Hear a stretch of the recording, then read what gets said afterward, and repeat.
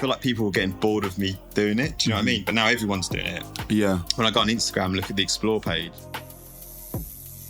This drawing's okay. You know what I'm saying? Like, oh, shit, so nervous. Yeah. And they're like, yeah, come back in a year. And I'm like, I don't have a year, but yeah, fine. And I was like, oh, cheers. It's like, nice one. Let's do this. Yeah. Nice to know I'm second best. I'm pumped for this tattoo now. Yeah. Hello and welcome back to the podcast. I'm Alex Lloyd and this is a 21st Century Tattoo. Happy days. Matt, thank you for agreeing to be on the podcast. Thanks for having us down here as well. I love the shop. Thank you. How are you? Yeah, good. Can't complain. Everything's fine. Busy. Yeah. Yeah, life's all right. Nice. Yeah, That's what we like to hear, man. Summer in it as well. Stuff's good. Yeah. Life is good. Right, how I usually start these podcasts is really beginning it with the question that was left for you from the last guest. Okay. We'll go straight in. So that was... If, for whatever reason, you weren't tattooing now and you couldn't tattoo, what would you be doing? I'd be DJing. Okay.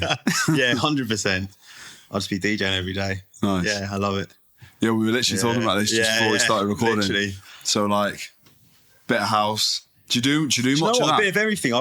I've been collecting a lot of records recently. I've got like everything from disco to like Balearic, house, techno. Like I've got quite a wide range. I DJ a bit of everything. Yeah. Yeah, I just love it, man. It's great. Are you records? Do you collect some records? Yeah, been collecting a lot of records. I'm actually on a ban at the moment. My wife's like stopped me. Yeah, she checked the bank account. She's like, "What's going on?" It's an She's like, expensive habit. Yeah, there's like a lot of packages turn up to the house. She's like, "You got to stop." So, yeah, I'm trying to stop, but I can't. No, I love that. I used to rinse Discogs. I'm the same, man. I love it. I absolutely love it. I also do like a little bit of DJing. I guess it just kind of stems from like a love of collecting music, innit? That's what it really comes down to. Yeah. Do you know what? I think I've got like quite an obsessive personality. And at the moment, I'm obsessed with collecting records. Like I literally can't stop. I can't stop checking Discogs, Juno, everything. I can't stop. Like I need help. Yeah. Yeah. Do you have a top artist or a top label? Nah, do you know what? I don't have like a favourite as such. It's quite like a broad range I'm collecting. Yeah. Yeah, got a lot of labels I like. Well, not anymore. You're not collecting anymore. No, I've stopped, yeah. But yeah, it's funny because like I mentioned to you earlier, my wife has said like, don't talk about DJing on this podcast. Like just try not to talk about it. And what was that, 20 seconds? There we and are. I'm straight in. It was the answer to a question though, so it's allowed. If you're obviously. Yeah. I'd love to know how many seconds I lasted before I went. 5. Right. What makes a successful tattoo artist, do you think? There's a lot of like elements to it to be successful, I think. I mean, obviously you have to be good at what you do. But this, even apart from being, a good artist and being able to translate your art into a tattoo and making sure they heal well and the customers are happy, you've got like, there's so much more to it now. Like you've got to be busy on social media, active. People got to know who you are. You have to promote yourself, stay on topic. Like there's so much stuff to do. Like making sure you get repeat business and people come back to you and the word spreads that you're good. Do you know what I mean? There's so many things where you could fall at a hurdle and like hold you back. Do you know what I mean?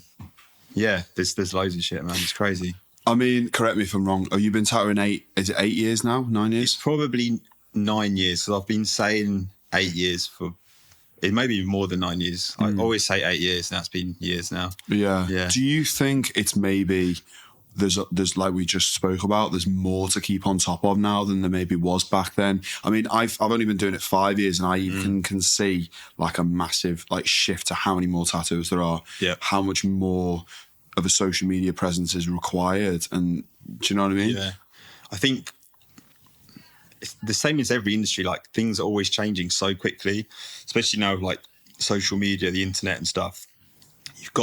It's hard to keep relevant. Yeah. And as you touched on earlier, there's so many more artists now, so many people are learning to tattoo and tattooing that, and there's so many shops appearing that you have to do so much more to keep yourself out there or keep busy. If you don't move with the times, you sort of get left behind a bit. Yeah. And it's, you know, if you're lucky enough where you're like seriously talented and your work speaks for itself, maybe you don't have to rely on that stuff so much. But for most people, you have to be the full package and do everything to stay busy. Yeah. Yeah. How do you manage that? How can you? I mean, I think you mentioned the fact that you've got a wife. I think you got a child and maybe one on the way as well. Is that right? Yeah, that's right. Yeah. How do you achieve that and kind of staying relevant and tattooing full time and keeping a shop going and all of those things? I've actually just been lucky, I think, with timing and stuff, because I was lucky enough to grow a big social media platform quite early on in Instagram, whereas now it's so difficult to do that. Like I couldn't do it again now, it'd be impossible. So I was fortunate that happened, and I was busy, and I opened this shop with my business partner, Nick, about 6 months before the pandemic stuff kicked off. Mm-hmm. And I think we just got in there soon enough before it would have screwed us. Any later, we would have shut down. There's no way we would have made it through. So now I've kind of got a business which is pretty stable. We've got good artists working here. I've kind of slowed down on the social media side a little bit. Now I've got, you know, I'm married with a kid and I've got another one on the way. My focus has kind of shifted a little bit more to like, when I'm at work, I'm at work. When I'm at home, I'm at home. Yeah. And I've kind of slowed down a little bit on the social media. But yeah, I think I was just very fortunate with timings and right place, right time. Things kind of slotted into place. But I do think it's a lot harder now for someone starting out to try and get big, unless you've got something so niche or crazily special. You know, you're super lucky. It's hard to do it. Yeah. There's always, I feel like it's always like an element of luck, an element of timing, all of that sort of stuff. I mean, I would say when I first started tattooing about 5.5 years ago, you were probably the first artist that I saw, probably because I think of how many views and stuff you used to get on all your videos. Yeah. Or the first artist that I really saw doing whip and stipple shading, or whatever you call it, whip shading, stipple shading. And I remember seeing that when I first started out. Now, I didn't really remember seeing many other people in the UK doing that. So I guess what I wanted to say, maybe you just banging those videos up. Obviously, you hit such a right niche and a right time on social media. How did that style itself come about? Was that something that you kind of decided to do, or did it just kind of evolve naturally? Do you know what? It's a good question. I think I remember when I was doing it, and there was certain techniques that I was struggling with, and I was really trying to learn. And you know, you're always asking people around you in the studio, like, "How do you do this? How do you do that?" And it's kind of like just figure it out for yourself. Do you know what I mean? Like, people give you little tips, but only you can learn it. Do you know what I mean? So I was playing about with different machines and techniques, and that just kind of naturally evolved a little bit. And I remember putting up what you'd call now like a process video, like a reel, before reels were a thing. Exactly. And I remember putting it up and thinking like, I'm going to get so much shit for this, because the studio that I was at the time, there was 21 artists. It was a massive studio. Everyone was fucking really like a high caliber of tattooist. And they'd been tattooing a long time. You didn't put up process videos. That was just like you don't do that. But I did it, and I was like, I'm going to get ripped to shit, which I did. But that first process video got, you know, like a lot of views at the time. So I was like, okay, this is good. So I did another one, and that got even more. And suddenly my Instagram just went crazy. Like, the followers are coming in, questions about how I was doing it. I was thinking, like, people are asking me how I'm doing this. But I've only just figured it out myself. I don't fucking know. I remember seeing it. Yeah, I was just thinking, like, it just naturally kind of happened. And you're right, at the time, I didn't see anyone else doing anything. There wasn't any process videos or anything. It wasn't a thing. But now that is basically what a reel is, I suppose, in a way. Like, people are doing, you know, peeling the stencil off, or like Sharpie and then tattoo. And that's just now a thing. So I think it was just right place, right time. Yeah, and it kind of just, it was quite, it happened naturally, do you know what I mean? But I wouldn't be able to recreate that again now. Yeah. Well, you never know. And now I don't ever post those kind of videos because I'm kind of sick of it. Like, I know how to do it. I've got what I needed. It doesn't, I feel like people were getting bored of me doing it. Do you know what I mean? But now everyone's doing it. Yeah. When I go on Instagram and look at the Explore page, it's just loads of people, close-ups of line work. And I get it. Like, if you're a client or you're not a tattooer, or maybe even if you are a tattooer, it is interesting seeing something made. It's like when you watch videos of people doing carpentry or building like resin desks, or all there's like how to, like those videos you see on Facebook where people are making stuff, clay pots, whatever. It's like, it's well fun to watch. So I do get it, but now I'm like, I can't keep doing those videos. I need to do something else. Yeah, I remember pulling sickies at primary school and watching. You ever remember that How It's Made? It used to be on like Discovery Channel in the middle of the day on Sky, and I remember watching those. Yeah, it's great. It is gripping, and I think that's the whole premise of TikTok, isn't it? To be able to kind of get an insight and see all of this stuff. Yeah, totally. So you got onto that and kind of tapped into that human desire to see the process, Why is it then, do you think, because that surprises me, or maybe it doesn't, I mean, why do you think that maybe you were either discouraged or probably kind of taking the mick out of for posting that stuff at the time? I think because no one else was doing it, I don't know why it was frowned upon. It's just like, you just didn't do it. Like, everything's secretive. You're not supposed to tell people how you do your magic tricks and stuff. Do you know what I mean? Like how, like you don't share technique because it's like a closed industry. So I kind of get it, but I don't know. I was just like, fuck it, I'm just going to do it. Did it. And it is what it is. And it's, do you know what I mean? Yeah. But the thing is now, you could go on YouTube and type in, how do I do an outline? How do I do a shade with a mag? How do I stipple? How do I do a stencil? And there's going to be some video somewhere of someone showing you how to do it. Yeah. It's the internet. Do you know what I mean? So if I didn't do it, someone else would have done it. And I don't feel like I was giving away massive industry secrets. Do you know what I mean? It was like, I was just running my machine slow with a tight needle. It's not rocket science. But yet I was getting like tons of messages daily. Like it was crazy. Maybe like 30, 40 messages a day. Like, how'd you do this? What needle size? And it was like, I couldn't keep up with it. Do you know what I mean? So yeah, gradually over time, I just stopped kind of, doing those videos, I guess. Yeah. Well, you're obviously breaking the mold, and I guess that's what is quite nice to see. I think tattooing in its nature is, I don't know whether it necessarily is still quite gate kept, and maybe, the thought of kind of...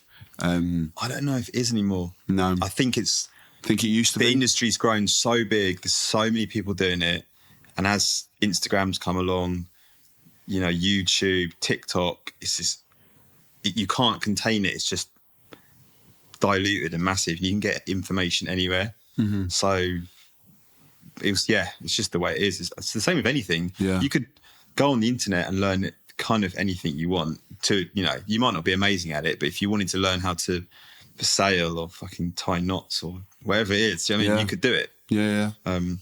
You have to just move with the times, I guess. 100%. It's good because I remember when I was younger and I wanted to learn to tattoo, and it was so frustrating because it was just, it felt impossible. Like you couldn't buy a book on it. There was nothing on the internet about it. If you went into a tattoo shop and said, I want an apprenticeship, they would just be like, no.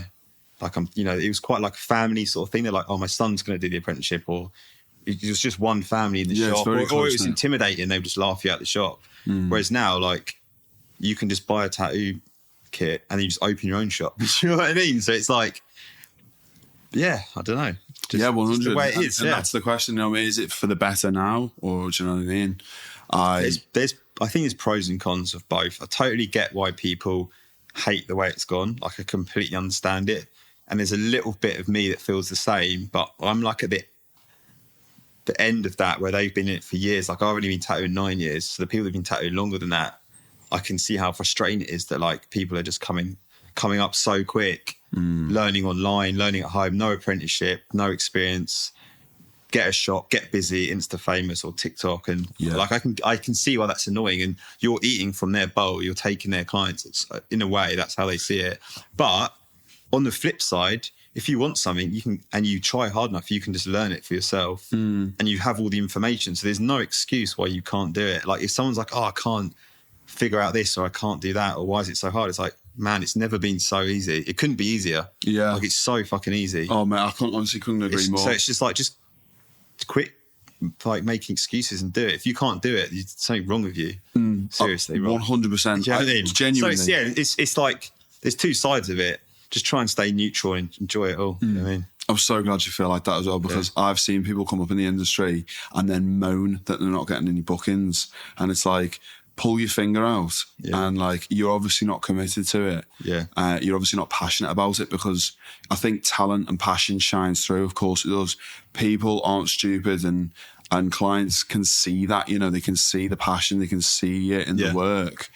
And I understand that old school mentality, and I respect it, because for people who have dedicated their life for so many years, I completely get it. But then also, like, stay in your own lane, and your only competition is yourself. You know, you should. Yeah. So yeah, it is two sides of the coin, and I guess that's one of the kind of themes that I'm trying to explore with this podcast, is trying to understand, you know, like, is it moving in the right direction for the better? And I think there's always going to be a split opinion, you know. Yeah. So let's pull it back and maybe kind of explain to me a little bit, because I've got so many questions just as a fan of your work anyway. Just I went to uni I'm from up north, but I went to uni over in Guildford Way, and I believe you're from kind of that direction. Yeah. Talk to me about your journey into tattooing, how that began. Okay. So I always had not always, I wasn't born with an interest, but from sort of, I guess, early teens, I was interested in tattooing. I thought it was cool. Like, back then, not as many people were tattooed. If you saw someone walking down the street with a neck or hand tattoo, you'd be like, they're fucking nutter. Like, look at that nutter. Oh my God, like, he's crazy hard. Do you know what I mean? Or she's bonkers. It was like that. Yeah. Whereas now, everyone in London's walking past you with tattoos. It's not really a thing. But back then, it was like, you're on a different side. Like, you're out there. Yeah. And because it was so frowned upon. Yeah, that, and it was kind of like a bit more of an outlaw thing. Like, you were either like a criminal or just so cool you didn't give a shit. Yeah, I don't know. I don't know what the reasons were, but it wasn't as popular. So it was different and it was interesting. So I always thought they were cool. And I used to meet up with a friend of mine. We would like sketch in my bedroom and draw, and like, we had no reference books. This was like pre-internet. There wasn't anything to like, you know, look at and compare to. It's just shit drawings, you know. And then we kind of grew up together. He went and did his own thing, I did mine, and I think I was a hairdresser for 7 years, so I'd been doing that was going really well. I was doing a lot of like the creative stuff, like, you know, photo shoots and campaigns and stuff. And a friend of mine had said, like, oh, the guy's name was Glenn. He's a tattooist as well, Glenn Carlos. Like, Glenn's learning to tattoo. His sister's boyfriend has got a tattoo machine, and Glenn's learning to tattoo in their flat. So I was like, fuck, I need to get in on this. So I called Glenn. I was like, man, I've got to come and do a tattoo. Like, what's going on? So I went round, and I think he let me tattoo myself. And I did like one of the worst tattoos you've ever seen, Jimmy. Well, that's the first thing I want to see. Man, I would show it's literally right next to my ballsack. Right, okay. Even better. And I haven't shaved my boobs. It's a really bad tattoo. It sucks. Anyway, so my hand was like shaking all over the place, like no depth control. Needle was hanging out like this far, as far as it could. Do you know what I mean? Yeah. Straight in, like sucky tattoos. Yeah, surprised I'm not dead. You know, it was really bad. Yeah. Anyway. And then I think I tattooed Glenn, then he tattooed me, and we were just meeting up maybe once or twice a week, you know, tattooing each other. And then, so I was hairdressing at the time. He was an electrician. He quit that, got an apprenticeship at one, like the only good place in the sort of local kind of town, which was in Chertsey, near Ottershaw. Yeah, I know Chertsey, yeah. Anyway, and the lady that he worked for was like, she cracked the whip. She was like really hard, and he was struggling a little bit, but I was always jealous of his stories. Like, he was in the tattoo shop and these cool tattoos were coming in. So I quit the hairdressing, tried to find a job as a tattooist, as an apprentice. Obviously, I couldn't find one. I think I spent a year searching. I'd gone to every shop in Surrey, like every shop. Everyone was just like, no, straight away. So I was cutting hair. Why was that, do you think? My drawings are awful. Do you know what I mean? I'd go in there like with 2 portfolios, just crap. Do you know what I mean? I'd show them, they'd be like, this drawing's okay. This drawing's okay. You know what I'm saying? Like, oh, shit, so nervous. Yeah. And they're like, yeah, come back in a year. And I'm like, I don't have a year, but yeah, fine. Then I was like, I was going to die or anything. I just couldn't afford it. Do you know what I mean? And I was like, I want a tattoo now. I was just cutting my mate's hair at home for like 20, a score each time. And then that's all I was doing. I was just drawing, cutting a bit of hair, drawing. Anyway, a year passed. Finally found a job as a cleaner in a tattoo shop. I was there a month, and about a month in, this girl walked in, and she's like, "Oh yeah, I'm looking for a job as an apprentice or whatever." And she was quite good looking, and the owner, who was married with kids and stuff, like looked at her, and I could just see he was like loving it. Do you know what I mean? Go, yeah. He fired me the next day. Right. She was the apprentice. Like, fuck. He's actually married to her now. He got a divorce, mate. Really? So, You can't hold it against him then, I guess. Yeah. Anyway, so that was that. At this point, my mate Glenn had moved to another shop. Things hadn't worked out in the shop in Chertsey, and he was in Tolworth near Kingston. Yeah. This shop was bad. Yeah. It was literally just like an empty shop on the side of the A3, nothing in it. Like the toilet was out in the car park. It was really bad. Yeah, I get my hair cut in Tolworth, actually. Shout out Smoky Barbers. Smokies. That's and this shop was terrible. It's probably one of the worst shops that I've ever seen. But the guy that owned it he was really sound, and he had a few shops, and he's passed away now, so I won't speak ill of him. But the shop was bad. Right. And no one worked there except for Glenn. He was only, he had like 2 years experience as an apprentice, and he was like kind of running the shop. So I got in there with Glenn, and I was tattooing once a week, and the tattoos sucked. So I went about everything completely the wrong way. And then maybe 6 months later, it's a long story, so I won't go into it, but I managed to blag my way into a shop in Soho. A new tattoo shop had opened, and I was going to be the apprentice there. So I was super buzzing. And then about 4 weeks before I was supposed to start the apprenticeship, the owner of the shop stopped calling me back. It went dead. And I was like, I've been dropped. Like, but I'm not having it. Like, this is the best opportunity I'll ever get. I'm not being ghosted. So I just turned up for my first day at work as if everything was fine. But I'd clearly, like, they weren't getting back to me. No. Man, it was so awkward. Like, I turned thought up. we'd agreed there was another apprentice there, their first day, that was, better at me than drawing. Oh, shit. And the manager, and I just turned up, and they were like, when they saw my face, it was a picture. They were gobsmacked. And I knew it, but I just played dumb. But man, it was like the worst thing in the world. It's like, I don't know, turning up to like a date, but you're not invited. It was so bad. I can't explain how bad it was. Balls on you for doing that. Yeah. And my balls were swelling. It was so bad. I like walked in there and I was like, fuck, this is so awkward. Yeah. Anyway. What did you think was going to happen though? I mean, like, part of me thought I'd get there and the shop wasn't even, like, it'd shut down. It wasn't even open. Oh, okay. Like maybe it'd fallen through or something. But as soon as I walked up the street and I saw, and it was like, the door was open, I was like, oh, fuck, here we go. Yeah. And they were in there just bowled in as if like everything was fine. They were like, what are you doing? It's like, hey, it's my first day. Oh man, it sucked. But anyway, I got through it. Oh, so what was the conversation? I think they felt so bad for me that they just let me stay there. And I think they were behind closed doors. They were probably like, what the fuck are we going to do with this guy? Like, this guy's crazy. Yeah. Anyway, I went back for a second day and they liked me in the end. And I was there for 2 years. So I did my apprenticeship there and then started tattooing. Yeah. All good. And then I left there, went to the family business. Yeah. And that was like that was probably the biggest thing for me, because that was a shop that I'd like known about since, 4 years before, when I wasn't even tattooing. I remember buying a book at Waterstones, a family business book with Mo, the owner, and stuff. And it was like such a cool book. And I was like, that place is like top. Do you know what I mean? So then to get a job there was like sick. So that was a big moment for me. And yeah, I was there for 4 years, learned an insane amount. Like from day one there, like my ability, like technically, like my ability improved so much, and my speed, like everything, even just like the way they work, pricing, like it was just like an insane amount of knowledge in that place. So that just like bumped me up massively. Yeah, I was there for 4 years and then opened this place with my business partner, Nick, I think almost 3 years ago. And that's pretty much how it happened. And the rest is history. The rest is history. There's a few like hiccups along the way, and it's crazy stuff that happened. Yeah. But that's basically it in a nutshell.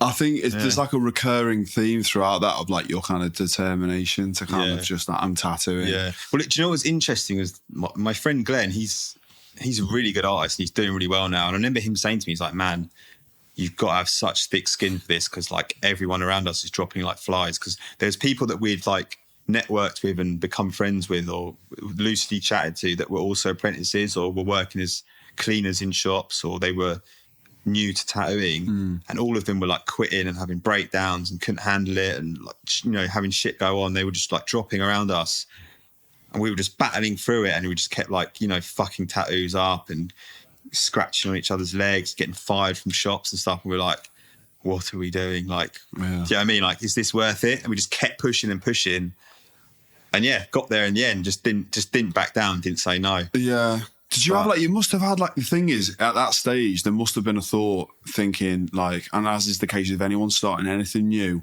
am I good enough? Am I going to improve? Blah, blah, blah, blah, blah. I still think that now. Like, who was there any one or any particular, you obviously mentioned the family business and you must have learned so much there. Was there any one or any particular studio that was like that goal in the distance that you were kind of working towards that kind of kept you motivated, thinking, you know, I'll stick this out and I will improve? Yeah. I mean, there's been a few people that have like kind of really helped me, or I've looked up to and tried to like, you know, I've learned a lot off them and tried to kind of get to where they are. One was the guy called Mike Boyd, who's now, I think he works at Red Point in London. He's really fucking good. It's a completely different style to what I do, but he's just a really sound guy, had a lot of knowledge. So he really helped me.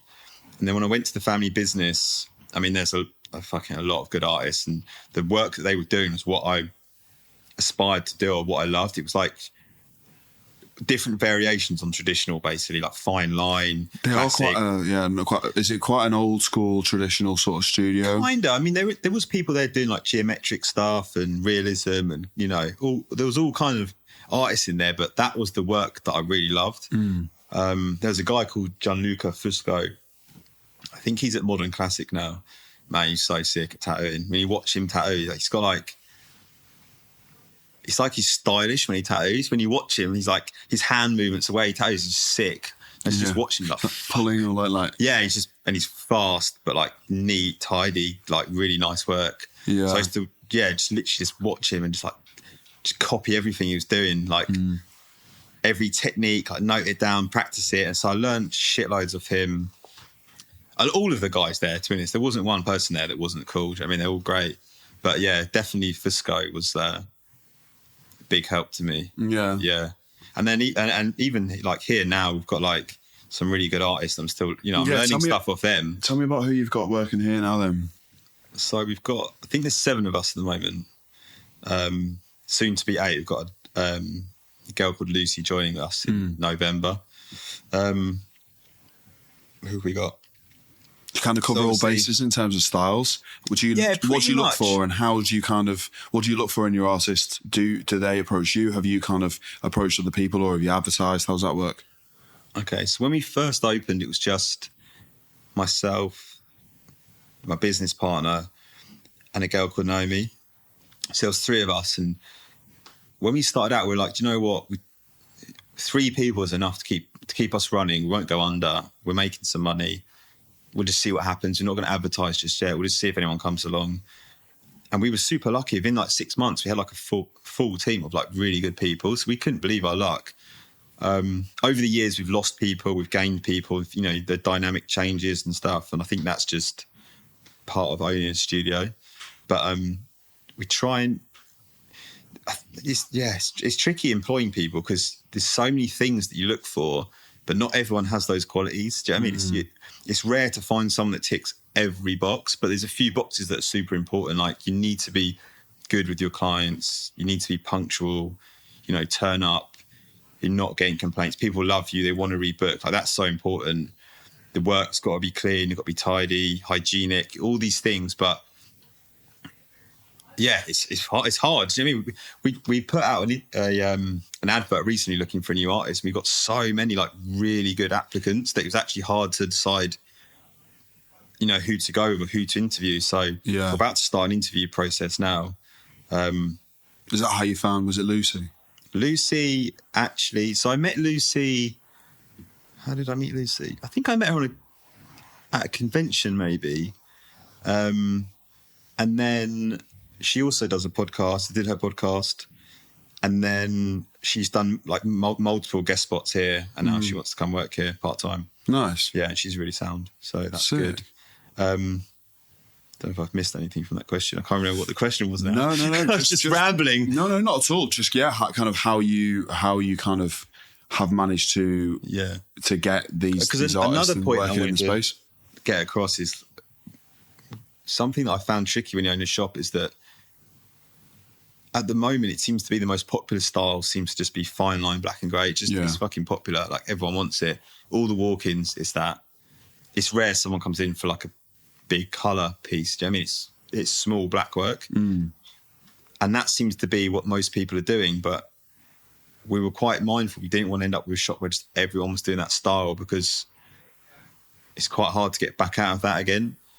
And if the style, if popularity changes or the styles change and you've got everyone that can only do one style and there's 8 of you in the same room doing it, could cause issues. And then you're competing with each other and stuff. So we've tried to break that up. We've got a few guys that do really good traditional.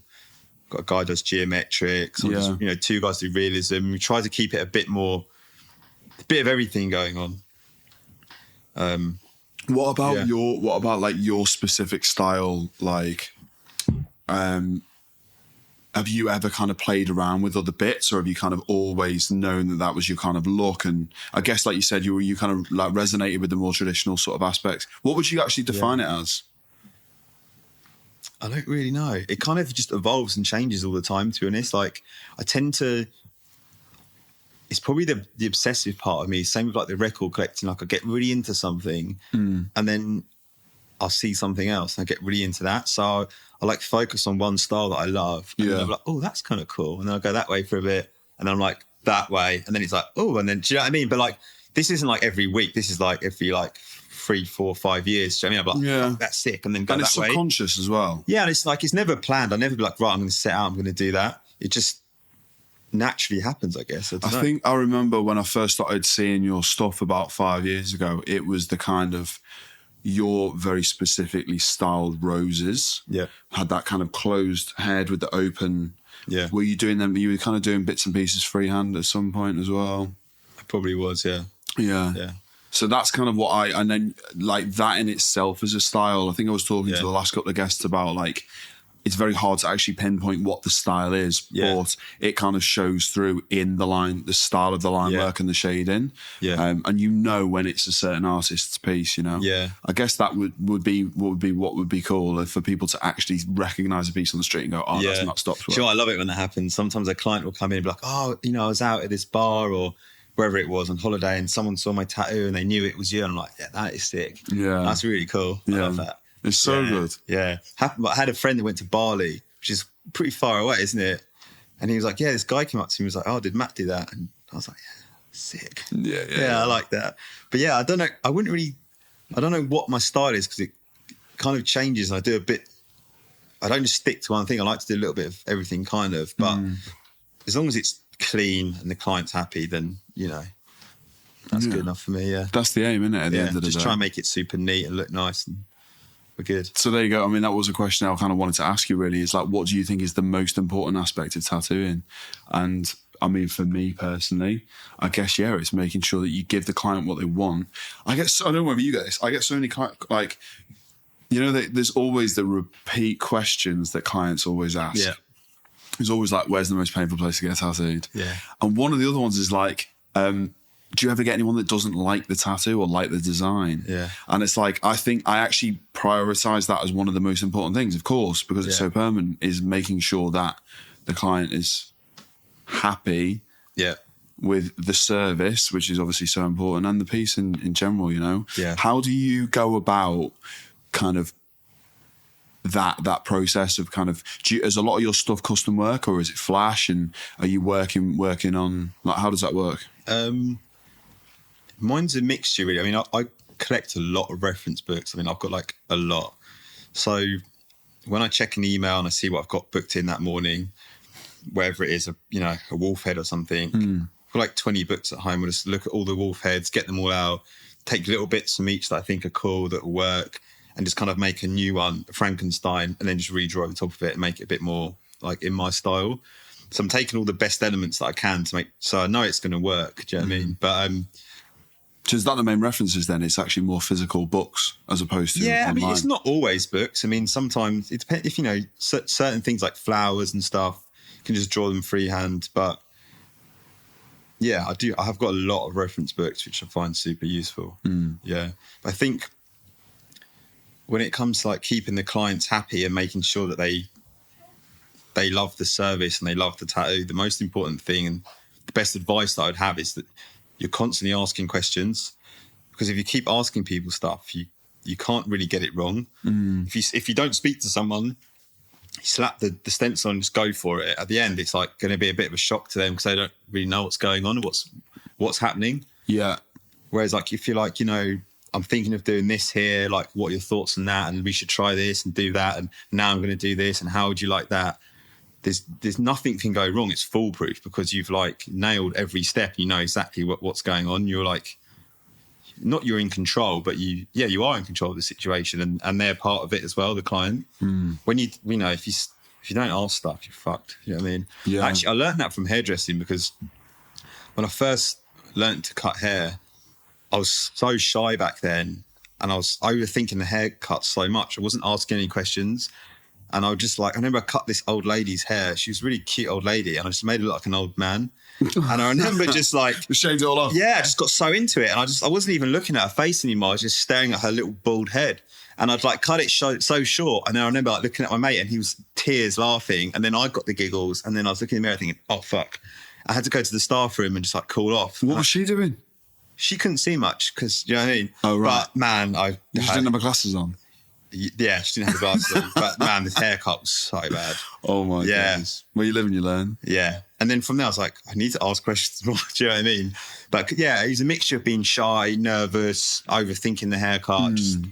You just like evolve and learn. Do you know what I mean? And now, like, yeah, I just make sure I know exactly what I'm doing with the client, that they're part of the process. And then, you're fine. Do you draw on the day or just send them designs before? I draw on the day. Yeah, I also draw on a day. A lot of people are like, what? Nah, that's the way forward. It depends on the style. Have you always done that? No, I didn't used to. It's actually when I was working at the family business. And I was about a year in and I was so slow. Like everyone there was like, man, you need to speed up. Like you're taking the piss kind of thing. I was like, what does it matter? Like if I'm slow, but it's really neat, then it's all good. So I was always trying to like get faster and faster. But I was like, I just couldn't get fast. I don't know why. It just felt like it was taking ages.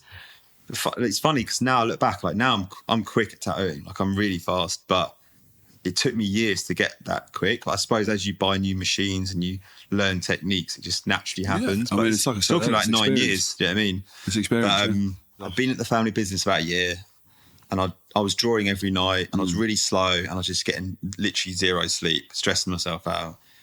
And the guy that I used to work with was like, "Man, just fucking draw it like 5 minutes before." I was like, "I cannot do that. Like, I can't." Literally do it. And he's like, do it and it'll be really hard for like 2 weeks and then you'll get quick, like you're getting quick at tattooing, and then you'll be cool with it. So I was like, all right, I can't give myself 5 minutes. I'll come in half an hour before the client and get some prep work, and then when they get here I'll draw it.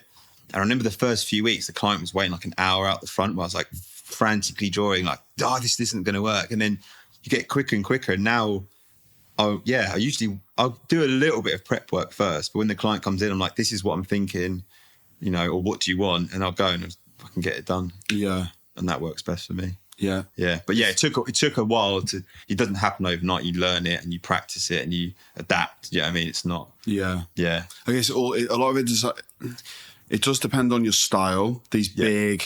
Yeah, of course. Big black and grey realism pieces, or like these super conceptual, like geometric elements and stuff. Yeah. I kind of do a little bit of both, but I am now so used to drawing certain things that I can just kind of do those bits. And I would like to say quite well and quite efficiently. Yeah. I feel like I act quite well under pressure. Yeah. But the client, there has been so many occasions where I've drawn stuff up the night before and that they've not been happy with it, but that if you're booking so far in advance, they've had so much time to sit on the piece that as soon as I show them, they're like, oh yeah, I've changed my mind now. And I actually don't want that element. And I'm like, right, well, I'd rather put that time into, you know what I mean, you can use that time wisely with other stuff. And actually, as soon as you meet someone, you vibe off them, you see the other work they've got on them, you get a feel for what they're after. And as long as you can kind of create something. Yeah, I would never send out a drawing now. Never. No. It comes back to bite you every time, doesn't it? I know it, like you say, there's certain styles where it's completely different. Realistic black and grey, Japanese bodies, big work, geometry and stuff. Fair enough. But predominantly I'm doing like palm sized or like forearm sized pieces. I can draw them quite quick. When you send that to somebody and they stare at it, they're like, yeah, this is cool. And then they show like their mate, and their mate's like, and their sister, and you sure you wanted the claws like that? And they're like, oh yeah, maybe I don't. Can you change the claws to paws? And then you do that. And then they're like, show their cousin. Their cousin's like, oh man, like you want the beak like that? And then you change the beak to a little snout. And it's suddenly got this like crazy Frankenstein pig monster. It's just like horrible. Yeah. And they're DMing you at like 11 o'clock at night. Yeah, it's the worst. And then you put the stencil on, you're like, I can't believe I'm tattooing this. It looks like it's horrible. And you're like, I can't do it. So yeah, never again. I'm not sending out designs. I am with you on that one. I would make an exception if I was doing a really big tattoo, or the person was so nervous and they'd been in for multiple consultations. Maybe it's different, or it's a friend. But usually like I feel like I've been tattooing long enough where people trust me. I've got enough experience and confidence to just draw it on the day, get it right, make amendments for them, and just do it. Yeah, I agree. Yeah, I'm definitely all for that. Yeah.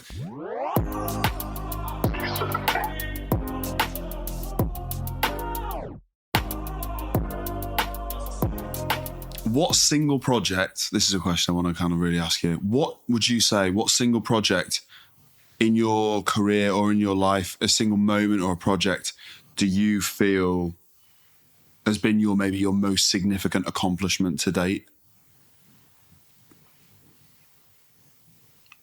Wow, that's a good question. Do you know what? I don't know. I don't ever really dwell on stuff or like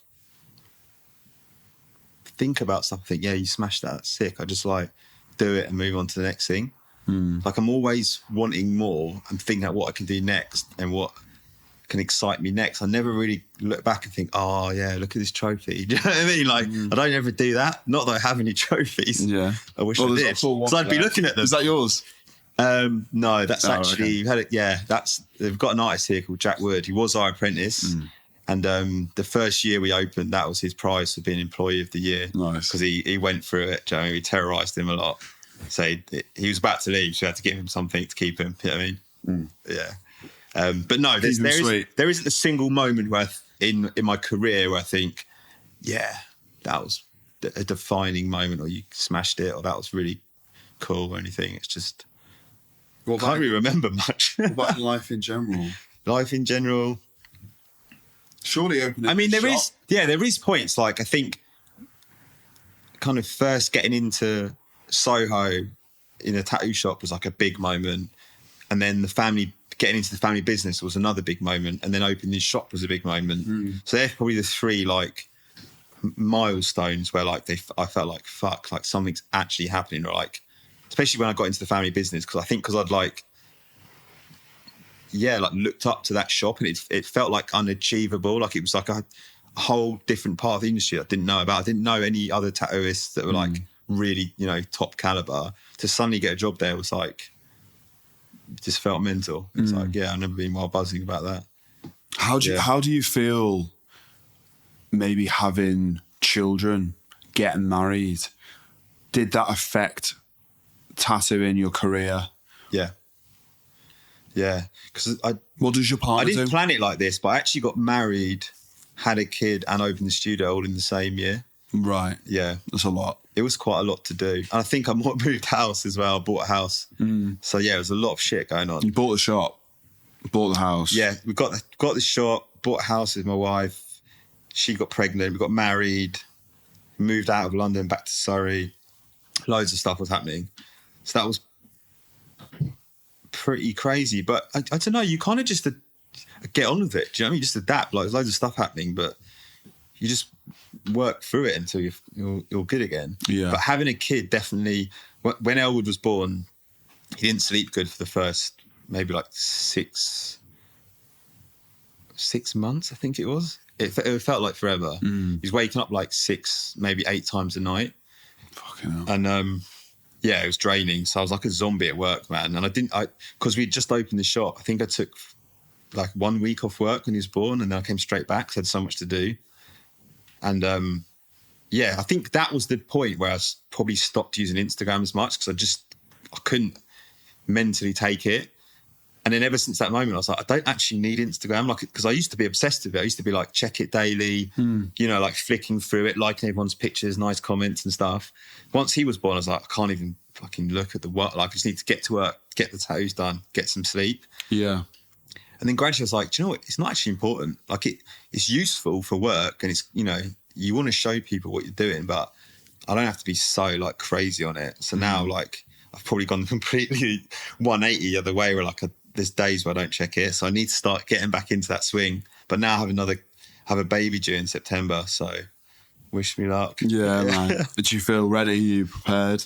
I think I'll make it through. I think I'll be okay. You might have a really, like, this might be this great. one might sleep all the way through, and, you know, you might get a load of time. Yeah, it might be fine. Touch wood. We'll see, yeah.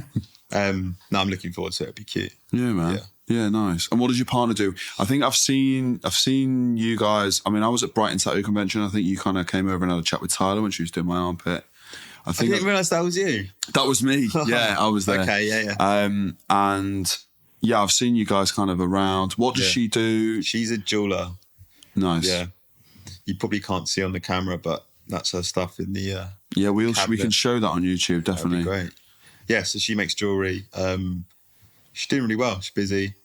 Based over this way or back over towards where you live? So we have like a setup at home. She has like her own, I guess, workshop where she makes stuff. She comes into London quite often to Hatton Garden to buy, I don't know, metals and bits and pieces, diamonds and stuff. But yeah, she's smashing it. Yeah, sick. Yeah. And understands that kind of self-employed. Like, is she quite business-minded? No, she's great. As well? She actually does, like, handles my diary. She do all my bookings. She's really good. She worked here for a little while as well, so she's nice. She's kind of the boss, really. Yeah. Yeah. She's the brain. I'm the brawn. Yeah, why not? Yeah, we'll go with that. Muscle, yeah. That's what it's about. So I don't know whether you could do this job. I mean, my partner really, like, we own the business together, own the shop together, and like, she's got more of a business background as opposed to tattooing, but she does a lot of the elements that I just cannot do and I'm so shit with.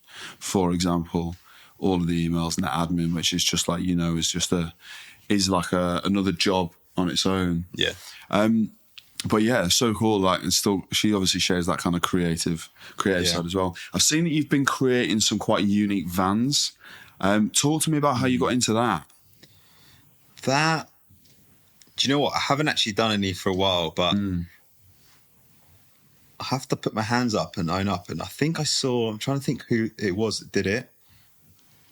It was an American tattooist, and he did these pair of Vans, slip-ons. They were sick. He'd like biro all over them. They were crazy. I saw it. I was like, I need to do that right now. I think I bought Vans that day, drew on them, and it got a good reception on Instagram. So I did a few more, and then I'm not saying I started a trend because it's the same as the stipple thing. Like, it's just the way it is. But then all of a sudden, my whole like explore page was just Vans. So then I stopped doing it. I don't know why.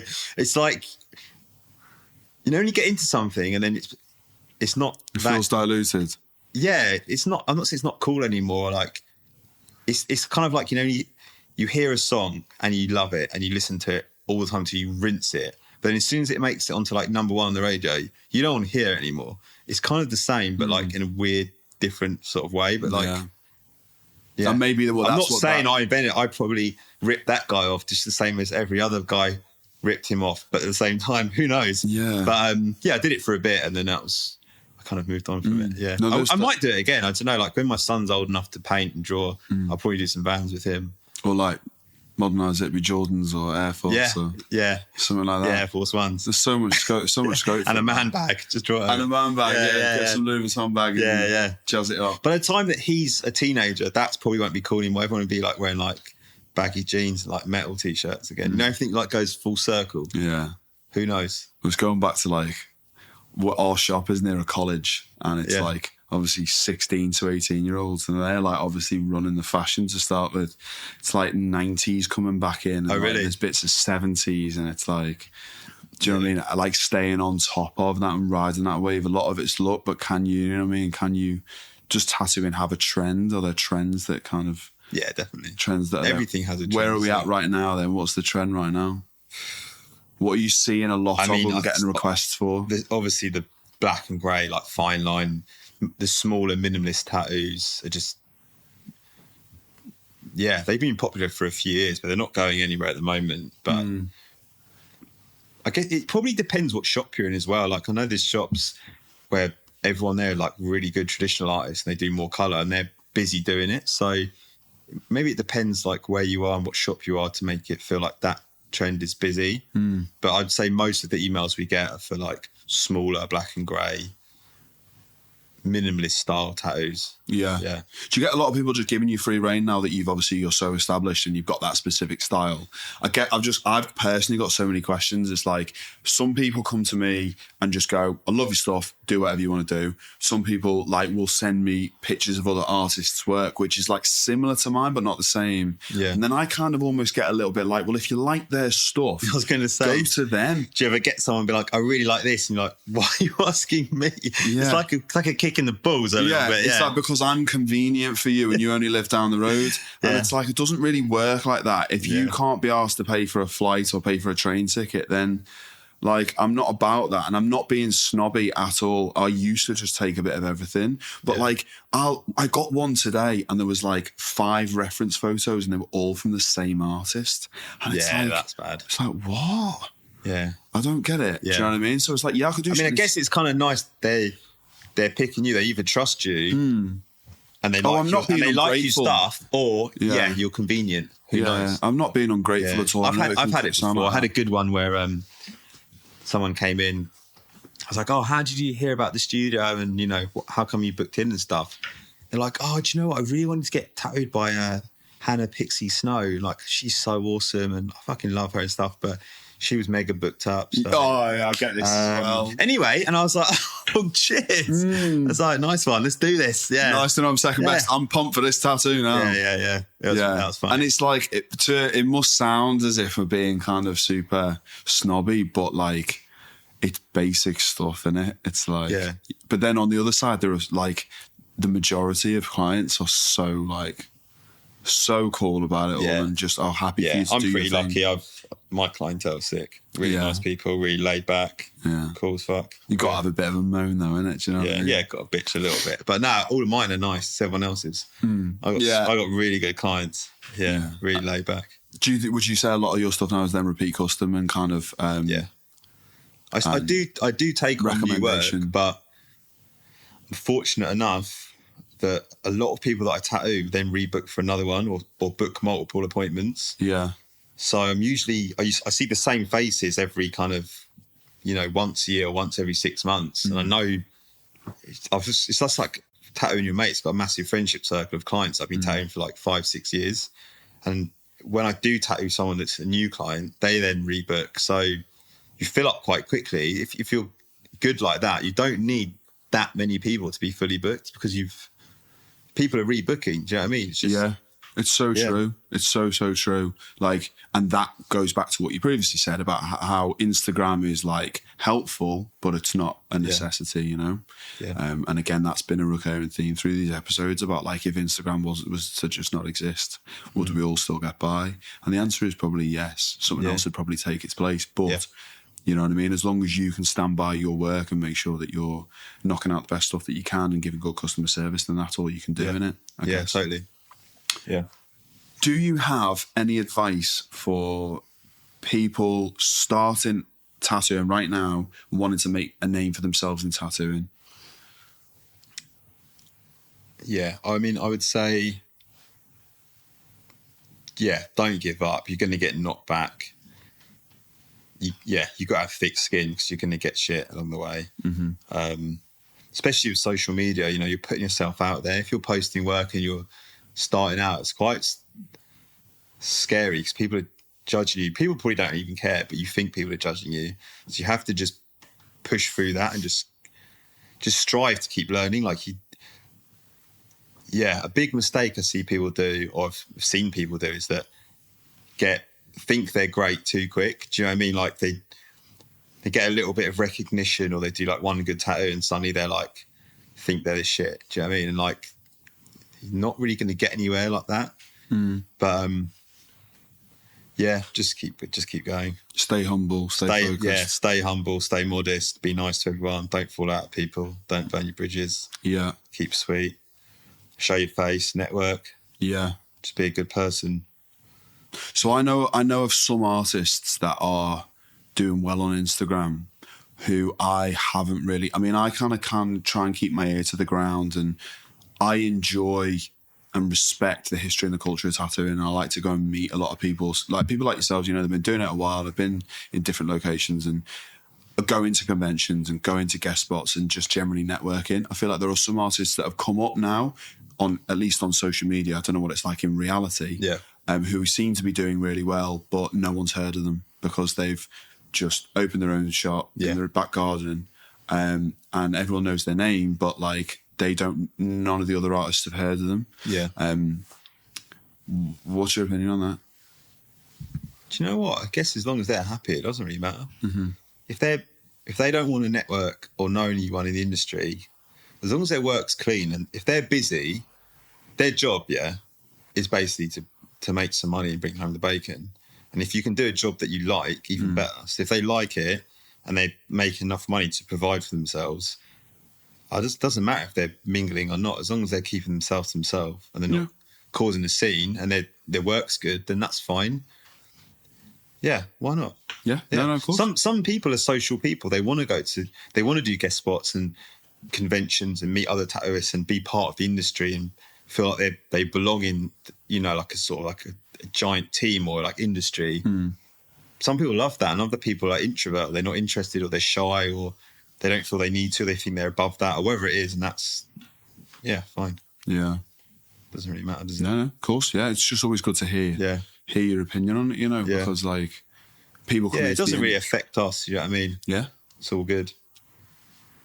Yeah, I'd rather someone kept themselves than focused on their work. The opposite, and were like loud and a knob and upsetting people and rocking the boat. Especially if they're doing it to try and get their name out or be big or Insta famous, where they're acting like a dick. Yeah, just be humble and modest. Yeah, for sure, 100%. It's it's just a lot to think about, isn't it? Yeah. So I also wanted to ask you as well about Apprentices. Yeah. Obviously, you talked about how you kind of got into it. Like there was a bit of luck, and you've worked very hard to get to where you've got now. Are you in a position? Have you been in a position in the past where you've passed that knowledge on? Do you have any apprentices right now? And what's your kind of process with that? Okay, so we have an apprentice at the moment called Poppy. She's doing really well. She's just started tattooing, like sort of friends, family, stuff like that. She's going to be really good. She's probably one of the, not that I've had a lot of apprentices, but I've seen a lot. And we've had a lot of people coming in looking for apprenticeships. Her drawings are like sick. She's going to smash it. She'll be a big name, definitely. Did she come to you? Yeah, she came to us. She actually worked here as a sort of more of a receptionist kind of manager role, but her drawings were just too good to pass up. And I knew that if we didn't take her on, she wouldn't stay. She needs the tattoo. So we gave her the opportunity, and she's doing really well. Before her, we had a guy called Jack, the guy that won the award. He's smashing it. He's been tattooing on the floor like about a year now. He's booked literally up. On the floor. Yeah. We haven't given him a station yet. He's under the stairs. Yeah. But no, he's doing good. Yeah, he's getting booked up. His work's clean. He's kind of like old before his time. He's got his head on his shoulders. He doesn't go out and party. He just tattoos and draws and loves it. Is it a bit of a studio collaboration teaching these guys, or does it fall under one person? No, we all kind of muck in really. Yeah, because it's quite a small studio, so you're all like in amongst it. It's not, everyone's helping each other out and giving advice and techniques and stuff. Yeah, but I like having an apprentice in the studio. I think it's good. Yeah, it brings a good energy, and it's nice to share knowledge with someone that wants something so bad, and that they're gonna be successful and do well, and you were part of that journey. Is quite like a nice feeling. Yeah. So I'd rather have an apprentice than not. but it's hard finding the right person. We've had people in the past that have come in, they've done a week or two and it's just not worked out. They just want to tattoo straight away, and they can't understand why they can't just do it. And it's like, now you've been here 2 weeks. I'm not going to let you tattoo clients. And yeah, they want to be big on Instagram, make money, and want to be like cool. They can't be bothered to like graft for it.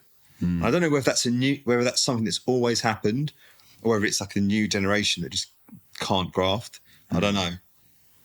My opinion. Who knows? My opinion is probably, I don't know. It would be really controversial, but like I feel like it's probably the latter. Yeah, maybe. I don't know. It's difficult. People want everything without the graft, for sure. Yeah. How do you because I've had kind of prospective apprentices or people who've kind of started and like dipped their toes in, but not really kind of. I think it's been that same thing. It's not worked out because I don't think they've quite realised what it takes, you know. Yeah. Yeah. I mean, how do you kind of? It's really hard to find someone good. Yeah. Yeah. I hate like arguing people or like, you know, like bad vibes and stuff. But when you have someone that isn't right, you just got to nip it in the bud, because it's not good for your business. Do you know what I mean? Like, we've been fortunate. We've had Jack and then Poppy. They want it so bad that they'll do most things for it. Yeah. Whereas we've had other people that they want it so bad, but they don't want to do anything for it. And they'll like not answer back, but do you know what I mean? They just, it's not happening. Yeah, exactly. The thing is, like, not everyone's compatible, you know, especially in a work environment. So that's something to think about.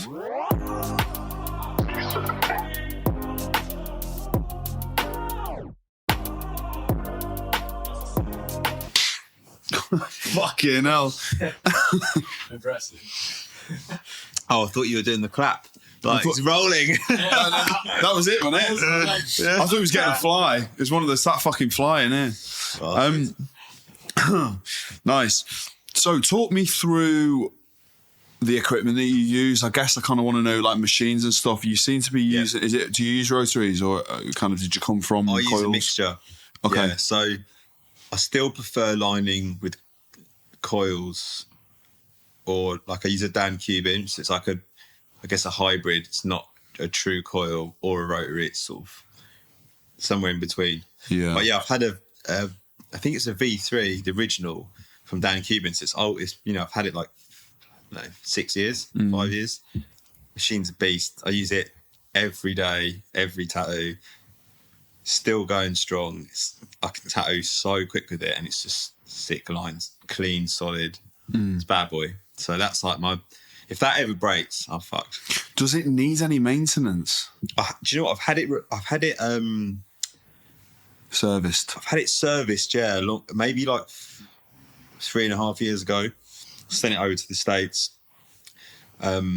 He actually serviced it himself, Dan Cuban. This is before it. I think he got so big that he was selling so many machines that he now has like a European branch, and you have to send your machines there to get service and stuff. But back then, he still did it. So I sent it to him. I got it back 2 weeks later. It's like unreal. And since then, I haven't even adjusted it. I haven't even done anything to it.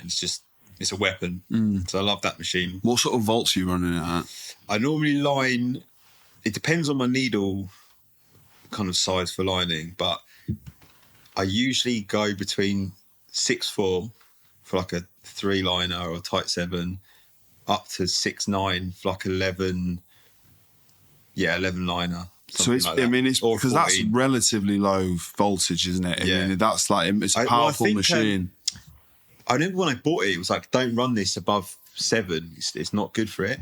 And you don't need to. It's so powerful. If you run it above 7, it's like, fuck everything up.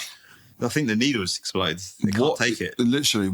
I mean, so you say it's like a hybrid. I don't know a huge amount about the machines. Obviously, rotary, working on a motor as opposed to a coil with coils. Like, how does it have like a I don't know. A stroke, like a throw? Or is it a specific... I mean, do you know what? When it comes to like engineering and stuff like that, I'm not the guy to ask. All I know is it's bad boy. Yeah. The base, you still have, I don't know. No. I don't even know what I'm talking about. No, fair enough. It's sick. It's basically a core machine. Yeah. But it has a motor on the side of it, so there's no like electric current running through it. Like it's run by a motor. Yeah. But it has the same punchiness. Like, you just have to get one. But they now sell the V3 because they're now like the V6. So V3 is like ancient history. But in my opinion, it was the best one because each time he brought one out, he changed something extra. There was one where there was 2 springs on the cam, and then he changed something else, and it was never as good as the V3 in my opinion. Yeah. But now he's brought it back out. It's called like the V3 Turbo or whatever, NOS or something. Yeah. It's like sick. And you can buy one in like an alley frame that's lighter or the usual metal, whatever that is. Yeah. But yes, such a good machine. If you like to tattoo fast, it's great. I can put any size liner in it, just adjust my throw, tiny bit of change on the fold, like I said, between 6.4 to 6.9, and it just put in lines. Glides it first pass, done. Are you a cartridge man, or are you a sort of... I've been known to use a cartridge, but I don't love it. I just don't. Everyone else loves it, and I don't. Literally, there's 7 of us here. I think there's one other guy, the guy called Joe that works here that uses coil still. Everyone else has got cartridge. So that's 2 out of 7. Do you know what I mean? So that's the way things are swaying, I would say. But I don't know what it is about them. It's just when I stipple, because the carts have like a spring or sponginess, I can't get that pop across the skin. So my stipple doesn't come out as good. It's all right if you're doing like light shading, like really soft, like really tight. But when I do like the roses, I like to like punch the holes through the skin so they're really like apparent and it lasts. You can't do that with a cart. It just doesn't work. Yeah, it's way more purposeful, I feel, with yeah. And so there's little things that, like the way that I tattoo, the speed I tattoo, and how hard I push and stuff. Carts just don't work for me that great. And it's frustrating because I'd love to just ditch my machines and get just one machine that did everything and have carts. But it's just not happening. Have you ever tried the Bishop Wand liner, 5mm stroke? I haven't, and I'd like to. A couple of my colleagues have got it. I think you'd be impressed. Keep saying try it, but they never let me try it. Okay. So they just tease me, but I never actually get to. I haven't even touched it. Do it. I think you'll be impressed. I mean, it's almost so powerful I can't really use it for my stuff now. Really? I think, like... Is that a new one then? Because they've never pack a powered... There's like the shader, which is 3.5mm. Yeah. Then your packer's 4.2 and your liner's 5. So it's like... Okay. Obviously, I kind of use the packer as a bit of both. Yeah. It's still probably a little bit too powerful, almost for really smooth black and grey. But, I mean, I'm not giving you advice. Mate, so what you do here, he uses the packer, and his work is, does a mixture of like really smooth and really nice textured like stipple. And he's a really good artist, but yeah, he uses packer, just that one machine, everything. Mate, I think it depends. I presume you're quite used to having that weight at the back, and a pen style machine is probably a complete change. Yeah, I mean, I do have a pen. Okay. And I do have cartridges in my drawer. And I use them for like, say I have a walk-in or someone wants like a small piece of script or, like a name or something that needs like really neat edges or like super, fine detail. I'll use a cartridge, like a Type 3 and the pen. But the work that I mostly do, which is more kind of like slightly thicker outline, traditional, the pen takes ages. But maybe I should try the Bishop. But the setup that I've got, Dan Cuban. Yeah. So I use Dan Cuban to line. I use Rotary Works. I think it's called a plain brass to stipple. And I've got a shag built. I think it's shag built the 1. I use that for my mag stuff, 9 mag. So yeah, flat 9 mag, shag built, Dan Cuban for outlines. And what are you using? Like an open, like a 12-9 or something? What's this for outline? Yeah. It depends what I do, because I don't often do really chunky lines unless it's, like the roses that I do, the stipple, I do those with a thick line. Use like a 14 round liner, or I've used an 18 in the past, just something big to contrast with the dots. Yeah. But usually like my most common needle that I use is a Type 7. I use Type 7 for like everything. And what sort of brands are you leaning towards? I tend to use Tattoo Club of Great Britain for Type 7s. I think they're really good. You don't hear many people using that. Okay. Yeah, it's quite an ancient art form, but I like them. I got into that family business. Everyone was using them. I don't love all of their needles. They're quite.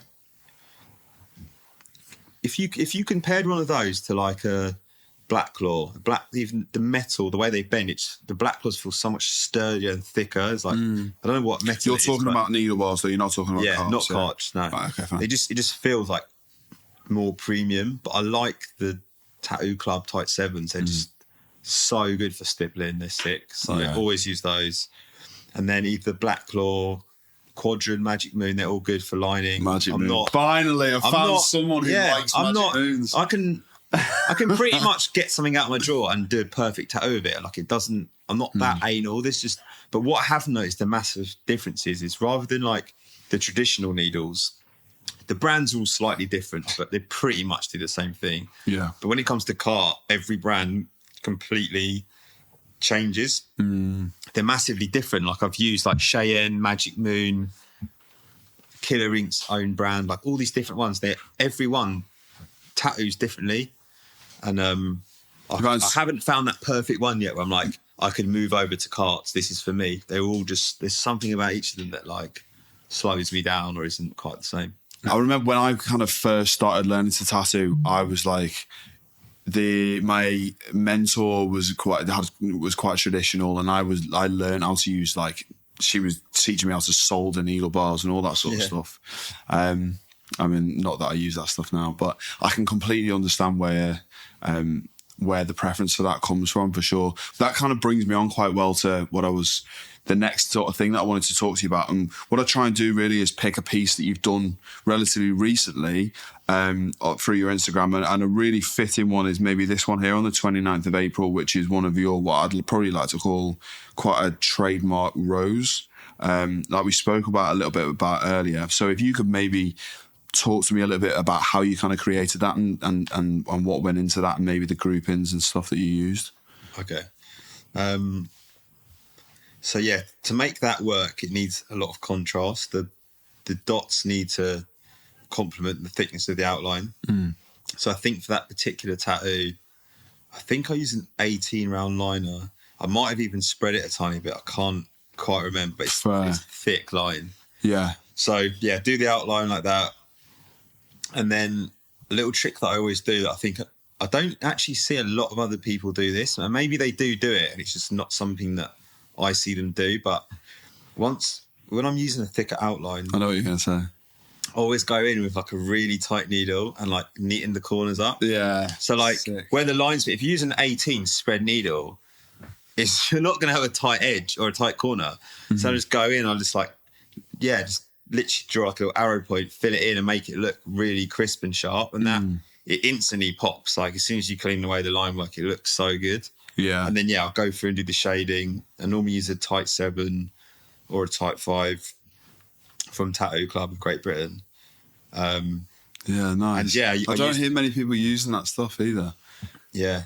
I've tried to do those roses with so many different types of needle and machine, and that is the best setup for me every time. It's efficient, quick, it lasts. I've seen those healed, and the dots are just perfect, the outline's perfect. Yeah, that's what I do. Yeah, nice. Yeah, the stuff's amazing. And it's just black. Like, just black ink. I was going to say, are you a dynamic man? Yeah, I use dynamic black. Yeah.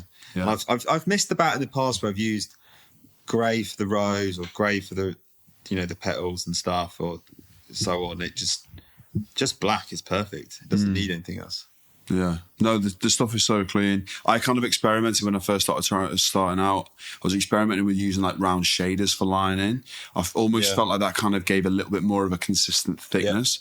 Whereas I found with the bigger groupings with the liner, it didn't feel as consistent. Maybe that was just my technique at the time because I haven't tattooed like that in a while. Yeah. But yeah. I used to find sometimes if I use in the larger groupings, if I use a round shader to line, and you can see the needle line, you can see the gaps in each needle. Yeah. I think over time it kind of just joins together. But I don't like that, especially when you're doing a close-up picture and you want it to just look solid and you've got this like line, it looks like someone's dragged their fingernails with the skin. Do you know what I mean? That look. Oh yeah, yeah. You can see that one little bit sticking out. Drives me crazy. Yeah, it's not for me. And then that comes down to what groupings, what like brands you're using, and whether there's any discrepancy in the groupings and stuff. Okay, so I always use Tattoo Club of Great Britain for my stippling. Always. I've used other brands in the past. They're fine, but that for me, it's just I love them. Yeah. For the outline, I'm actually a lot more chilled. I've used Magic Moon, Quadrant, Black Claw. They're all good in my opinion. Black Claw are probably a bit more premium. You can just feel the difference in the metal. They're just thick as fuck and like hard wearing. Yeah, you can't blunt those easy. Do you know what I mean? They're like solid. But I feel like it's only recently as well. They only like I had a nightmare like getting stuff there from the States all of the time. Like it like proper adds up. I think they've now got like a UK distributor. Yeah, or either UK or Europe. They're definitely easy to get, but they sell out all the time. It always seems to be when I need them, I go on the website. They don't have them. Yeah, but because I'm not that fussy or anal about the needle brand. As long as they're a good, there's like a few brands in that top bracket that are good. Yeah, they all work fine for me. Especially, it's not like carts where like you find a cart and you have to have it. With traditional needles, they're all pretty good as long as you're not like they're solid shit. Yeah. Have you got any sponsors, or have you ever been approached, or would you ever want to be sponsored by anyone? Yeah, I've been approached a lot actually, and never really followed through with any of them. I don't know what. Do you know what it was? When I first got approached, I was quite into it, but the deal wasn't that good. I won't name the brand, but they were like, yeah, basically you have to put sponsored by such and such on every post, or in the bio, in the stories, at the convention, and you get like 20% off or something. Right. I was like, do you know what? Nah. I felt like I was selling out. Yeah. I never even liked a hashtag. I never use a hashtag on I just don't like it. It's just not like, I always felt cringy. Like it was like hashtag this, hashtag that. I was just like I might do one. Yeah, beggy. I might do one. For your stuff to be seen almost like. Yeah, and yeah, I just wasn't into it. I might do one for comic effect now and again. So I have done them, but I would never. Like some people like Insta pic, Insta call, Insta fit, and it's just like a massive reel, and they copy and paste. It's like I'm not doing it, and maybe I would have done it if I wasn't fortunate enough to have a big following. I probably would have done it because I needed people to see it, but I didn't, and I was just like, I'm not fucking doing it. And I didn't want to have to keep putting sponsored by every time. Anyway, and I've been approached a few times, well, quite often actually since, but there's never been the right person come along. And because I'm happy to flick between different brands, I like, all needles work for me as long as they're good quality. I don't feel like I have to stick with one brand. Like I can kind of adapt to make work. So, no, I haven't basically chosen a sponsor. There you go. Yeah, if the right one came along, I definitely would. There's been a few in the past actually that have like, I thought it was going to happen and something went wrong. I didn't message back quick enough, or something went wrong. Well, there you go. Yeah, there was a good one actually. I won't name the brand, but they make like a sort of clear plaster that you put over the tattoo and it helps it heal. Pretty big. And they approached me. I was like, fuck, this is sick. They're like big time. But the deal was to suck it. I had to buy like 30 rolls, minimum order, which is like, a few £100. And that lasts me the year anyway. Yeah. Each time.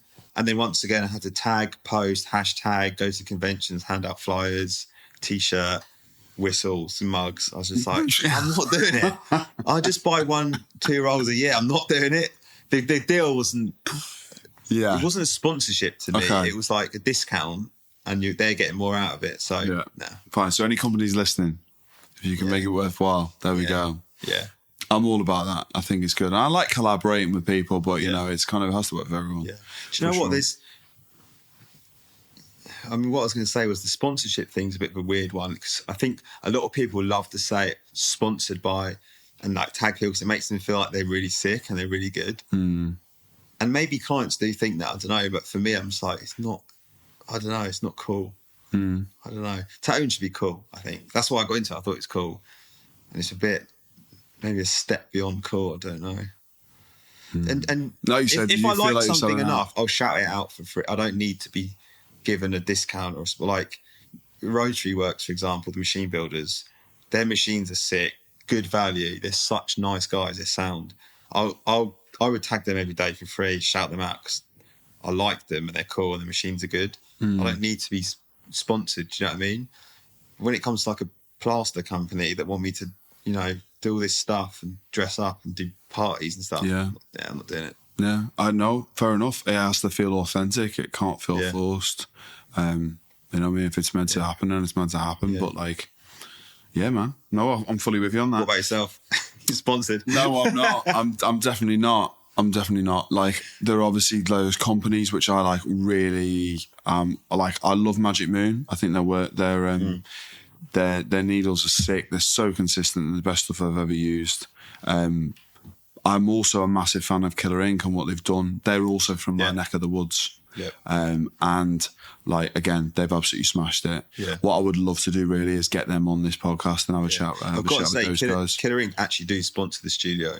So Okay. all the artists here order from Killer Ink and get discount, and they are really good to us. Yeah. But I don't really see it as like an individual sponsorship. It's more we're a team and they sort the studio out. And, Yeah. you know, we tag them and stuff. It can't be easy supplying every tattoo artist in the country and obviously share with Barber, but like, and Star and all of the other ones.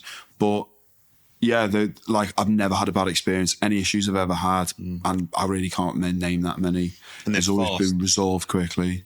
Yeah. They're so quick. You put an order in, and then like half an hour later, and maybe it's 7 o'clock at night, it's like your order's already been packed and shipped. Yeah. And it's like they're insane. on it. Yeah. I've literally made an order like last minute and it's arrived the next day before I've left the house. I'm like, how is that even possible? Like, you can't even drive that quick. Like, how have you done that? Crazy stuff. And then companies like Butterlux and massively respect like Bishop, Da Vinci, Inkies, that whole collaboration in the States. So yeah. I mean, I'd love to get those guys on. I'm not like slagging off. I'm not against it. I get why it exists, and you know, yeah, it's cool. If you go to a convention and you want to show off your brand, you want the best artists working for you, and it's just all part of it. I totally get it. Yeah. You know, any industries has sponsors, but yeah, for me personally, maybe either the right one hasn't come along, or I didn't like the way the offer was sort of put to me. It wasn't an offer. It was just it was a small discount for a lot. Yeah. Well, your timing so far seems to have been impeccable, so I'm sure the right thing will happen at the right time. Talk me through maybe a couple of your pieces on yourself, and maybe your most meaningful. I mean, I always get this question is like, what does that mean? What does that mean? And you always like, obviously you have that story where there's like, some are just, I've got them because I like the look of them and they're creative, and some are obviously have a meaning. Are there any that particularly stand out to you with the pertinent story?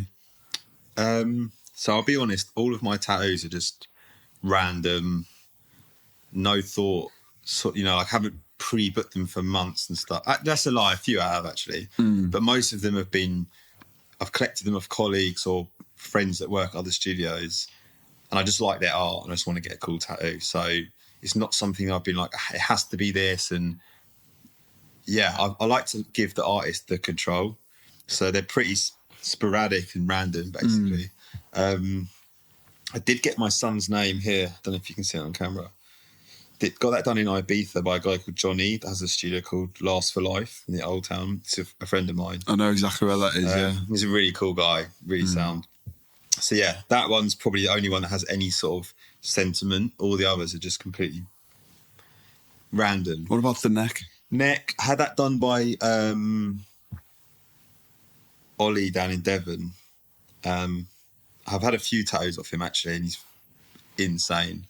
Don't know if you follow him, but he does like everything's just freehand. Everything's penned on, and he's like some sort of genius wizard. Sick, yeah. So yeah, I went down to Devon. That's the only tattoo that I've ever had where on the way to I knew I was getting a rose and it was going to be on my neck, but on the it was a 4-hour drive to Devon, and I was driving. I was like, "Is this a good idea? Like, really? Should I do this?"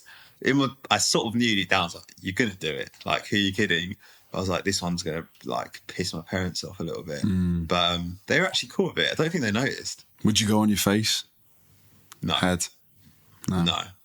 I would tattoo my head if I knew I wasn't going to go bald. I think if I lose my hair, both my brothers are going bald. My dad's bald. My mum, my sisters, everyone's bald. So I'm like, I'm not doing it. Do you know what I mean? Until I go bald, and then I'll do it. If I knew, if I had thick hair like that, it's not a wig, is it? Are you winding me up? If I had thick hair like you, then I would tattoo my head. But now I wouldn't risk it because if I'm, when I'm older, my hair falls out. I wouldn't want to commit that far. Face definitely wouldn't. No. Yeah, everything else is fair game. I wouldn't get my hands tattooed either, like my palms. I don't know why. I just well, how the hell are they meant to clean... heal? This is what I never understand. How as an artist are you meant to get your palms done and then tattoo the next week? I mean, I've seen some of Luke Ashley's healed, and they're pretty fucking good for hands. Like they you drop out a bit, but they're fucking solid. Yeah, he's doing a good job, so it's possible. And I've seen other artists do it, and it seems like the simpler you go, the better it, and the bolder, the better it lasts. But I like the fact that I've got a lot of tattoos and I turn my hands up, I've just got nice clean palms. It's like, it feels, I wouldn't tattoo my palms and the soles of my feet. Don't know why. Yeah. Yeah. Even just for the pain of it. Yeah, and I can't take the pain. I got tattooed last week by Freddie that works here. He's a really good, like, traditional artist. And he tattooed the sort of like my inner thigh / knee to cover up. Mate, it was 2 hours. I tapped out. I couldn't take it. It was so painful. Do you think it hurts more? He's quick. Yeah. And I've got a lot of tattoos off him, and I've never tapped out before. But that one tattoo, I don't know if I was just weak that day or like wasn't feeling it. But it was mental. It's all headspace, 100%. I've had days where I've gone in and I've been like, this is literally a breeze. Yeah. Like, there's been like, even quite recently, because I don't know, as you get older, I swear you get tattooed less, and I'm running out of space, but like, most recently, big scale stuff, I've had the whole back of my leg done and like ribs and armpit, and it was about 5 or 6 sessions on the leg and about 4 on the armpit. And like 1 or 2 of them were just horrendous. Really? And the other, and from the moment I got in there, like literally 5 minutes in, it's all your mentality, I think. Yeah. Do you know what I mean? I tattooed the front of my thigh, I did my own kneecap, I've done my shin. And for those, I was all right, I think, because I was so preoccupied. I think, a lot of it is kind of the way that you go into it. Yeah. What's been the most painful, the one you just couldn't take? This is the people ask me this, and again, I'm sure you'll be the same. It's like, it might not necessarily be the placement because everyone's so different, but it might have been my mindset. And sometimes you go in thinking, that'll be a breeze, and it catches you off guard. And you think you're going to boss it, and it just Whereas so my armpit, for example, I went into that thinking that's going to be and it was okay because I think I prepared myself. Whereas like my leg, I didn't think it would be that bad. So it caught me up. The back of my knee really got me off guard. Yeah. Probably neck is sore, innit? It does get sore after a while. Do you know what? This tattoo was a weird one. He drew it on with a pen. Yeah, he was so quick at doing it that the actual tattoo itself didn't hurt, but the way that I was sitting with my neck like crooked to the side, I felt like he was leaning on like a pressure point. Yeah. And as he was tattooing me, I was like, I'm going to pass out. I can't, like, my head's going to explode with like pressure.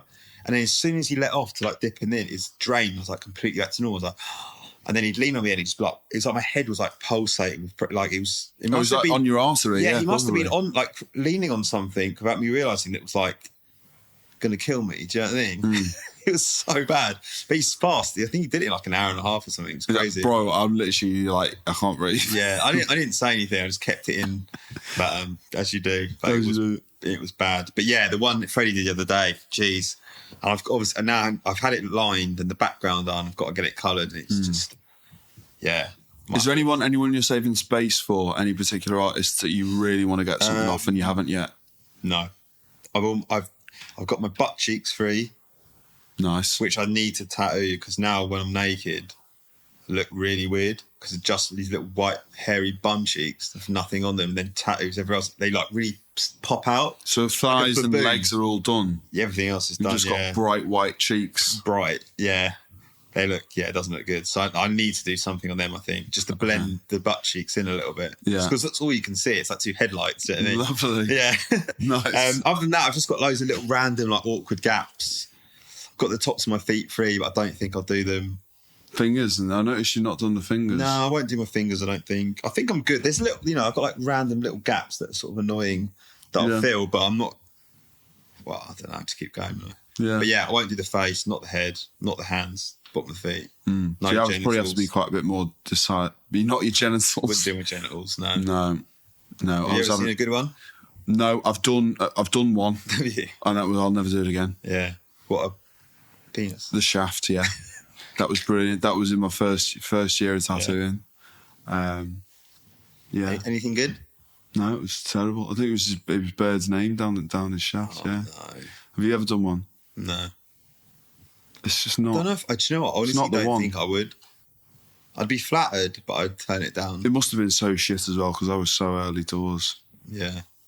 Quite brave to take that on. But like I was just willing to take a bit of everything on. And the problem was when I first started, I was kind of just like left in charge of a shop. The owner was just never there. And a lot of it I kind of figured out myself. And some guy came in and he was like, oh yeah, will you do me knob? And I was like, well, fuck, I might as well. Because it's money. And if I ever have to do any knobs in the future, then I've got a bit of experience. You know what I mean? Quite mad to get you miss his name tattooed in knob. Yeah, it was Lauren or Laura or something. It's quite a long name as well. Laura, Like fine. 3 letters max. It's gonna curl it round my finger, guys. Yeah, no. Not my brightest moment. I think I'd politely turn it down, to be honest. Yeah. Yeah, I'm at the stage like I kind of just want to tattoo stuff that I think's cool, that I can make look clean and enjoy, and I don't think that is something. No. I think early on in my career, I probably would have said yes just for like the experience and the laugh, but now I'm like, I don't really want to do it. No. Yeah, That's it. it's not for me. No, I'm with you on that. Cool, mate. Honestly, I've really enjoyed this. It's been great. Let's kind of round this up. I guess what the last thing I wanted to really ask you is, any plans for the future? Where can people find you right now? And have you got any conventions and guest spots lined up? Okay, plans for the future. I think at some point we'll try and expand the shop. We've kind of outgrown the space we've got, but how we'll do that, I'm not sure. We've looked at options of maybe another location or try and make this one bigger and stuff, but nothing. It needs to be perfect. Nothing perfect's come along, so it's in the pipeline, but I don't know what that will be yet. In terms of conventions, you know what? I can't see myself doing any at any point soon. What with having a little boy and then another kid on the way, it's going to be pretty hectic. Maybe next summer. Which ones have you done? I've done Brighton, Southampton, Wolverhampton. I think that's it, actually. Nice. Oh, Brussels. Yeah, that's it. So Yeah, and frustratingly, this year there's a new London one started. I got invited to it, and I really wanted to do it, but it's the same week that baby's due. Oh no! So it's a little bit like I need to be close to my wife for when she gives birth. So I couldn't really risk like setting up a. Yeah, bro. Do you know what I mean? I'm going to be down there. Yeah. Oh, yeah. So I may do it the following year. If they ask me back, I'll definitely do it. Sick. I think that'd be a good one. Yeah, maybe we'll do a few abroad. Like the guys from this studio are doing quite a few this year. They're doing Rome. There's another one. I want to say Katana, but I might have said that wrong. Anyway, that's another one they're doing. So they've got, and they might be doing the London ones. There's a few set up. But I couldn't really be away from the family for it. But next year I'll definitely get in on it. And guesting with your own co-owning the shop. I don't get asked anymore. I honestly don't get asked. I used to get asked a lot, and since I've had the shop, people don't ask me anymore. Okay, that's a good question. That is a good question. Do you think that guest spots are and should be more approach the artist as a studio, or it's kind of would you rather artists come to you and say, "Can I guest at your shop"? Both, really. You need to do both, because I've approached people, not through the studio personally. I've approached them. They're people I've either met at conventions or in the past, or I like their work.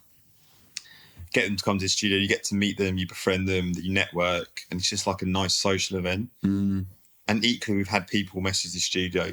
Usually, it's people from abroad, to be fair, and they come over and stuff. And it's nice having guest artists, because it kind of elevates the mood a little bit and it breaks the week up. When you have someone new in, everything's like fresh and fun, and we go out for dinner and drinks, and it's just, it's nice. We try and get a guest in each week. It's good. Yeah. But I'll definitely do more in the past, but in the future, but recently no one's asked me. Yeah. I think it's since I've opened the studio. I've opened the studio and become a dad, and everyone's like, nah. Yeah. You're an old man now. Old man. Yeah. I can still move. Yeah? I can still get about, yeah. I will do guest spots again. Yeah. Yeah, man.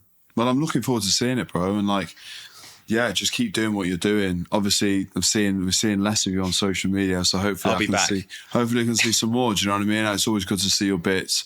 Like with the algorithm, I used to see so much of your stuff, and now I'm seeing less and none of it. But I don't necessarily think that's through any fault of your own. It's like more engagement from certain people just kind of puts them at the top of the list, you know? But I'm like, I love your work, massively respect your work, and I'm so glad that I've been able to have a chat with you on this. Like I said, you were one of the first people that I saw doing that pepper shading, and obviously you've kind of definitely inspired a lot of my early stuff. And so yeah, man, just keep doing what you're doing, and thank you for joining me. Yeah, it's been good. Thanks for having me. It's been really fun. No worries, bro. Yeah, sounds nice guy. Cheers. Appreciate it, man. We need a question for the next guest.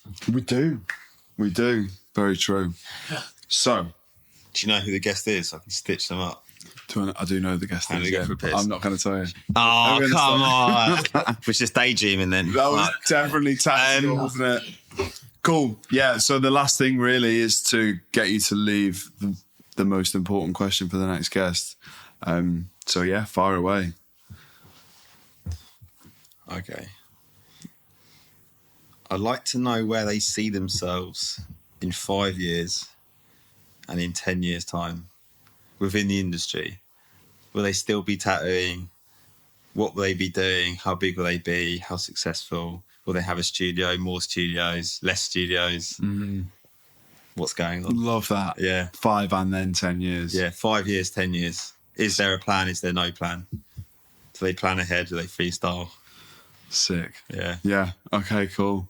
I know the guest is as well, but... I think I know who it is, actually. Okay. I've just figured it out. Doesn't matter. No, good. That's perfect. Yeah. Mate, honestly, yeah. I just thought, is it Luke? So only going to guest at the studio? I can neither confirm nor deny. It is. He's a nice guy, man. Thank you so much. You're welcome. Appreciate it, man.